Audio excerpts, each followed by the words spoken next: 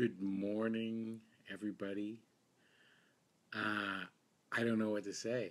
It was quite a strange turn of events last night, um, and but life goes on.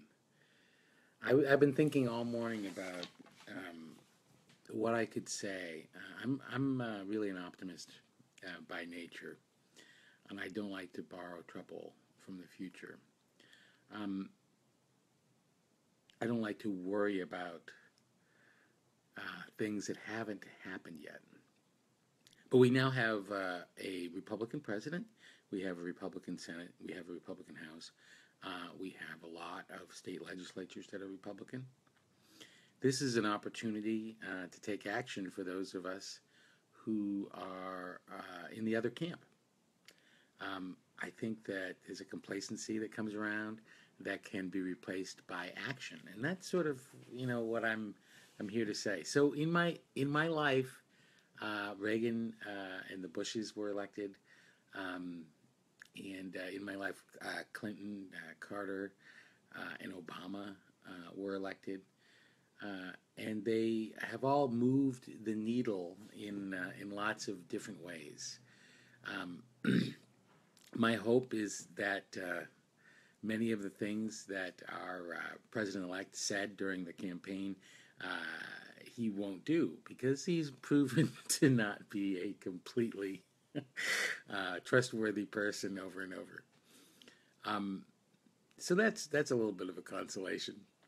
I think that the another consolation for me is that the I think the 2016 to 2020 White House is the booby prize of the century.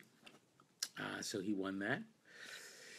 Um, but I think the most important thing for me, I picked up my son last night. And he's got a play coming up. He's got his first sort of really big play. He's in Almost Maine at the Culver City High School, and he's going to be at the Actors Gang Theater on Thursday, Friday, Saturday, and Sunday. So please join us.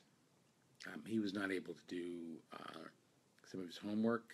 He was all freaked out. He said he almost had a panic attack before he got on stage, um, and um, and that's because of paying attention to the election and what he thought that meant. And he was very, very freaked out about that. And what I said to him is that you have to keep moving. You have to keep on doing what you need to do. You have to take care of yourself, and you have to stay in action. And what I've said to other friends is, I mean, there are a lot of people who are friends of mine on Facebook, and they said I had no idea, that we live in a country that is so sort of xenophobic and angry. Um, and that's really, what this is a reaction. This politically, this is a xenophobic reaction. The the thing is that if you didn't know that before, then now you do. So there you go. This is the kind of populace that we have in this country. About 40% of the people in this country don't disagree with me about politics. They disagree with me about reality. They really, there's a lot of people who disagree with, who have a completely different view of what's really going on in the world. And that's disturbing and needs to be addressed. There's a lot of things that I think need to be addressed, and I think that this is sort of a wake-up call for those of us on the left or the middle. And I generally stay out of politics, and I'm not going to jump in and become a super political person because I sort of believe that you can change the world around you by your actions to the people around you. I also live in a city, and I am in contact with all kinds of different people, and I love all kinds of different people. And I think that people are very scared. A lot of people are very scared of different people, and that's disturbing.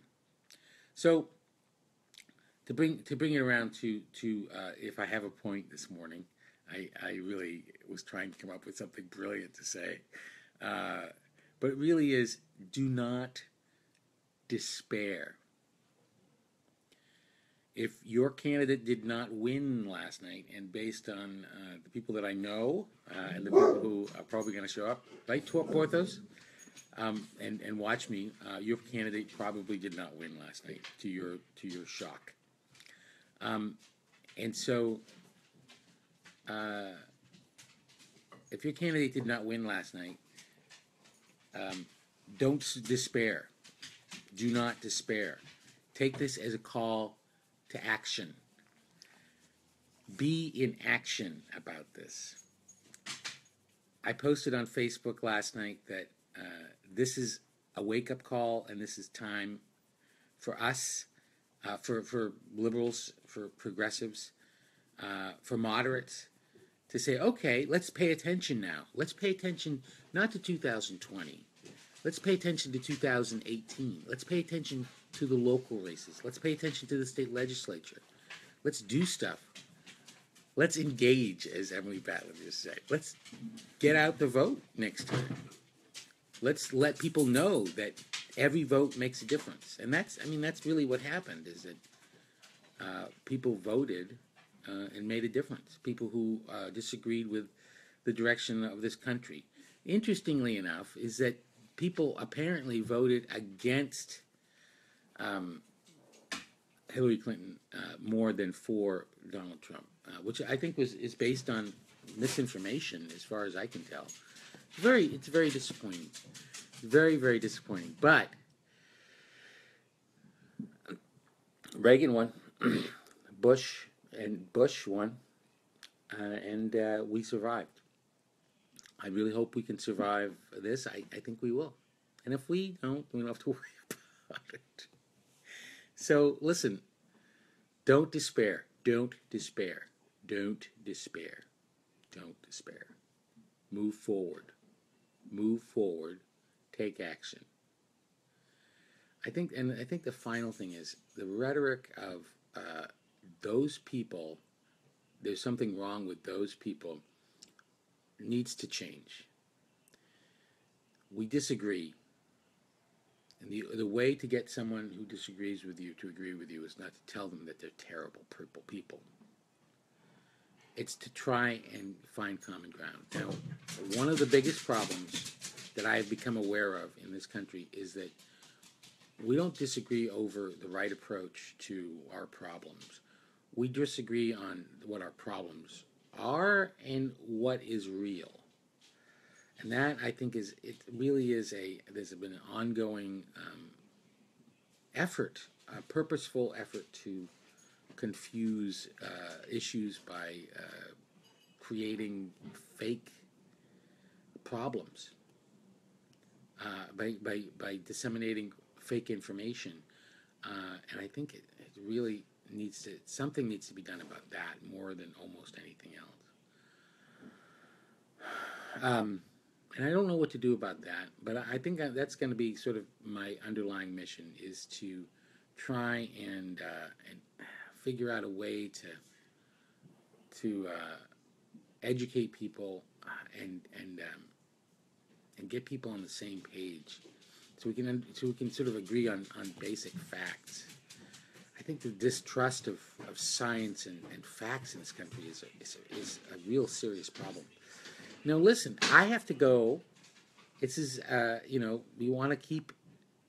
I want you to, don't despair if your candidate didn't win. Keep in action. Keep moving. Keep going, and take new action. Decide to take back the House of Representatives. Decide to take back the Senate. Decide to take back the White House. Let's do it. We can do it. We can do it. Okay, so finally I have to say that yesterday I had a trivia question, and the trivia question was, what president was the first to serve on the Supreme Court after he was president? And Jeff Stock just joined to accept my apology. He said Taft.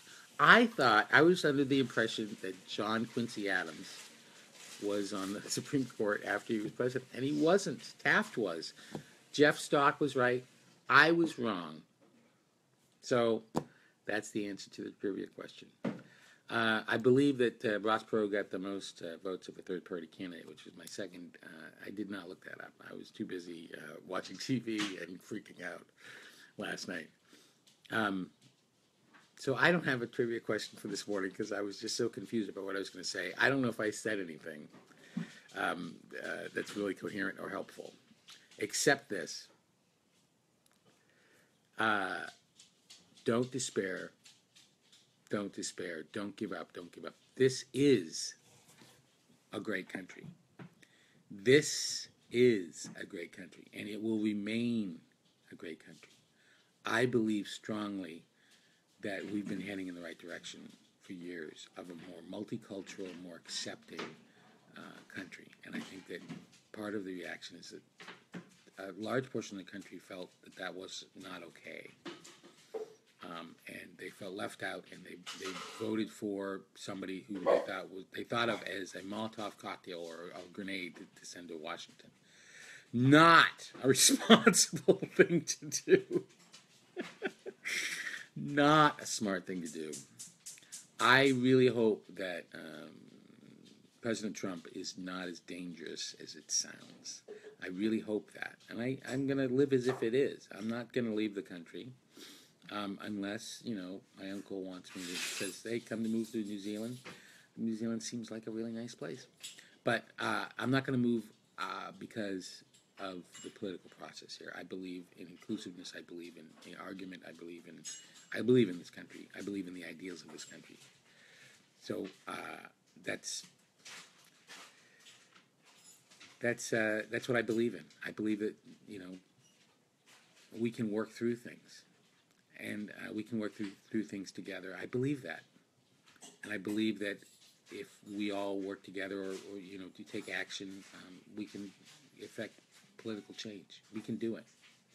So go out and do it. I won't. I'm not moving. And I'm really sorry I don't have a trivia question for today because I think we need a little distraction. Have a wonderful day. Go out and knock them dead. Be in action. Don't be in despair. Be in action. If you are bummed out, exercise. Don't dwell on how bad things might get, because they haven't gotten bad yet. Okay? They haven't gotten bad yet.